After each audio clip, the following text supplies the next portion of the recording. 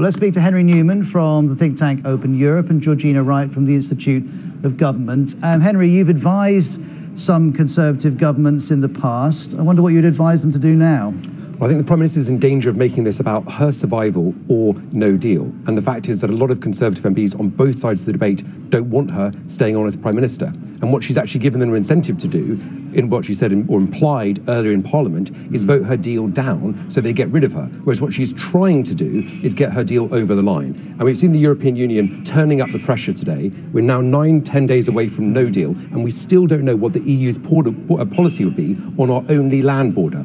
Is there going to be a hard border with Ireland or not? It's Schrödinger's border. But hold on, even if they wanted to get rid of her, if they do so now, between now and Friday, there may not be time to get rid of the Prime Minister and prevent no deal occurring. What I think the Prime Minister needs to do is set out a timetable for her departure. I think if she gets her deal through and overturn those historic defeats that you were just pointing out, that would be an enormous feat. But equally, to get the deal through, to persuade colleagues who've so far refused to back it, I think she will unfortunately need to say, I'm not going to go on and on. It'll be for somebody else to take the next phase forward. She doesn't want to do that, and that's meaning that I think key critics on both sides, both the Remain and the Leave side, are refusing to back her. And I also think she needs to reach out to Labour and remind Labour... That's not going to happen, is it? Well, I think we saw Jeremy Corbyn just storm out of a meeting because he didn't want Trigger Amuna there, having just called for cross-party talks earlier in the day. But Labour voted to trigger Article 50. Those MPs now need to be honest and say if they want to reverse Brexit, fair enough. But quite a lot of them don't want a second referendum, do want Brexit delivered, and have no problem with anything in her deal that's actually legally binding.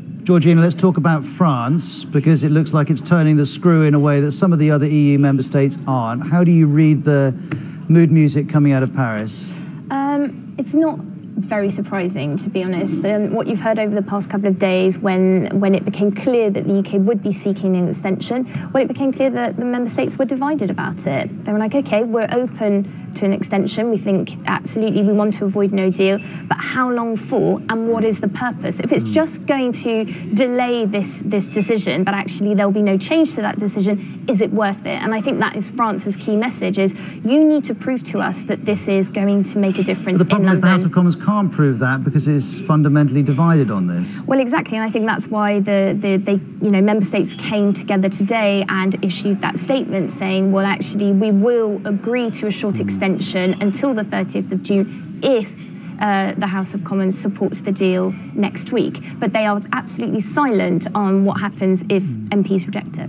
Let's just stand back a little bit, whichever side we are on the Brexit debate. This is a complete shambles, isn't it? Yeah, I mean, I think this is what it looks like when you try to do something very, very complicated with a hung parliament. And also the Prime Minister, I mean, has not... Well, not just a hung parliament, but also a Prime Minister who's more concerned with keeping a party together than any other consideration. But actually, I think she's concerned about delivering Brexit. I mean, I think I can make lots of criticisms. But she could deliver Brexit right now by attacking towards a softer option. Well, not necessarily, actually. We don't know that. So far, there's been defeats in the Commons on a customs union, on the single market, on a second referendum, and on her deal. I don't think it's actually very clear that if you put Parliament in charge, the chaos will get any less. I think it could get worse. So I think the Prime Minister is trying her best to deliver a mandate. She's made all kinds of mistakes through the negotiations, absolutely. But ultimately, this deal does deliver almost all of what was promised during the referendum, and it offers a path out the customs union.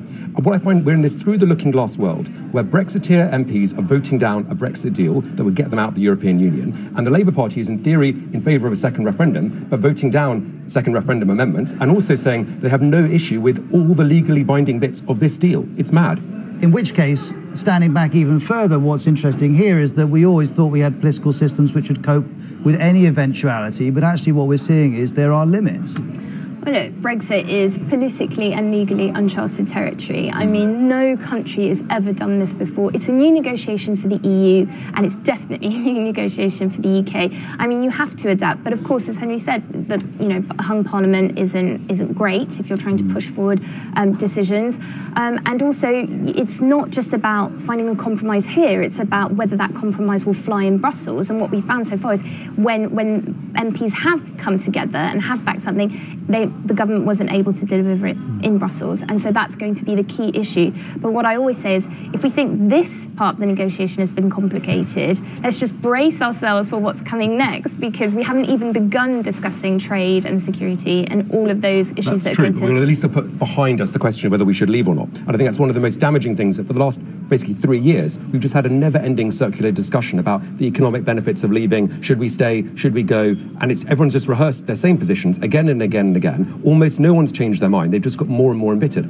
Equally, I accept that the politics here are not pretty, but equally, if you look across the Western world, there are political problems in the States, there's political problems in France. It's not trying to get into sort of comparative political competition. No, but I guess the difference is, covered the Dutch elections, the German elections relatively recently, they have political cultures where compromise is normal, fine, and they've got an extremist right-wing party as the official opposition in Germany. I don't think anyone should look across Europe and think that all politics are rosy, because they're not. But equally, as Georgina is saying, we're trying to do something very, very difficult. Of course, MPs have got very strong views in different directions, but they need to compromise on both sides. I also think this is, there have been mistakes on both sides. I mean, from the EU and the UK's point of view. But I think for the UK, it's been quite a learning curve, because as a big member state, you can essentially call the shots in the EU. If you disagreed with a policy that was put forward by the Commission, you would say so loudly and clearly in the European Council. You'd build coalitions with other member states, and you'd get them on board, and the Commission would come up with an alternative. All of a sudden, we find ourselves in a situation where we can't do that anymore, and actually the proposals that have been put on the table are suboptimal to the kind of relationship the UK is seeking to strike with the EU. So all of a sudden, there's a lot more at play, and there are new ways of not only knowing what you want out of Europe, but how you approach that negotiation as well. We're talking about potentially better cooperation around in Westminster. My colleague Nick Eardley's saying he's spoken to several of people who were in this meeting between opposition MPs and the Prime Minister. He says the Prime Minister restated the case for her deal. She didn't entertain alternatives seriously, and Corbyn didn't want to take part, which is all business as usual from all angles, isn't it? But it's not just her deal. It's a deal that's been agreed with the EU. This is the only deal. We can discuss what we want in the future, fair enough. But ultimately, the political declaration on the future isn't binding. On the Brexit side of the argument, which has said it's the only deal that she's managed to get, but if you'd put us in charge, I'd have got something different. That's possibly true, but that's a counterfactual. At this point, there is no alternative deal, and anyone who thinks you can get further changes is deluded. The entire Eurosceptic argument was, don't take no deal off the table, because it'll remove your leverage to get further concessions. Parliament's voted to take no deal off the table. But actually, no deal is still on the table. So the irony is we had this vote last week. Possibly, but I think the reality is... Possibly it is on the table. Well,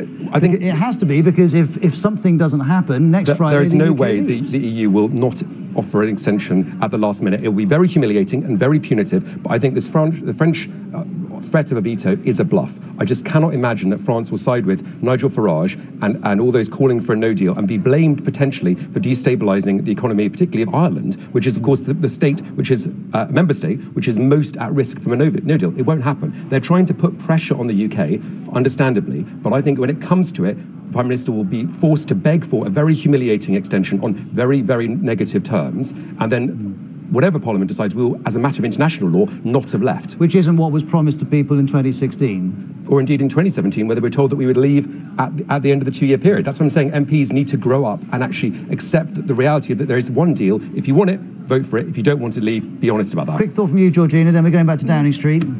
Well, I was just going to say, I think you're absolutely right. Voting against no deal doesn't take no deal off the table. The only way that you can do that is either you pass a deal or you stop the process altogether. But what was interesting today with Donald Tusk is that he was silent on what would happen if MPs rejected the deal next week. So that I think that does leave the door open for other options.